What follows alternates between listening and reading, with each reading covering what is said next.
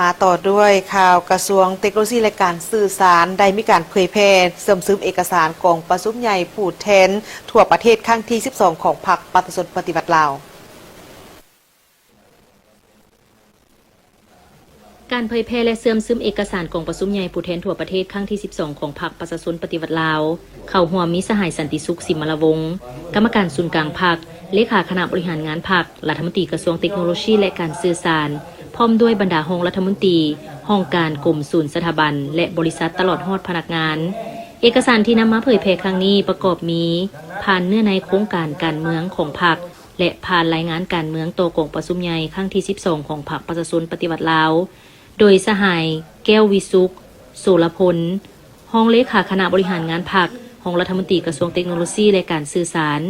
ผ่านแผนพัฒนาเศรษฐกิจสังคมแห่งชาติ5 ปีครั้งที่ 10 2026-2030 โดยสหายไสสนะสิทธิพรกรรมการประจำพรรคห้องรัฐมนตรีกระทรวงเทคโนโลยีและการสื่อสาร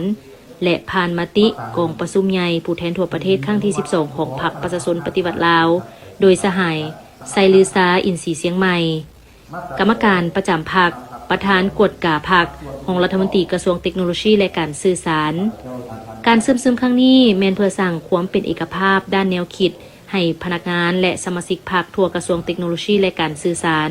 กำแน่นเนื้อในจิตใจและหลักการของพรรคอย่างถูกต้องและเป็นเอกภาพเพื่อยกสูงสติปัญญาและความรับผิดชอบสุกยู่ให้พนักงานนำเอาบทเรียนและทิศทางของพรรคไปหมุนไส้ในการปรับปรุงแบบแผนวิธีเฮ็ดเวียกให้มีประสิทธิภาพสูงขึ้น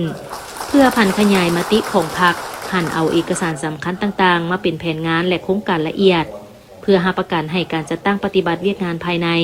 บรรลุตามคาดหมายที่วางไว้เพื่อสร้างพนักงานที่ดีเน้นสร้างบุคลากรที่มีคุณสมบัติศีลธรรมปฏิบัติมีความรู้ความสามารถและเป็นแบบอย่างที่ดีให้แก่มหาชน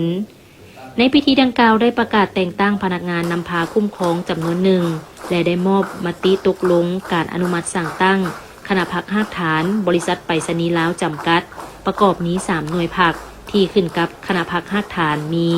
หน่วยพักบริหารหน่วยพักเศรษฐกิจและหน่วยพักวิชาการ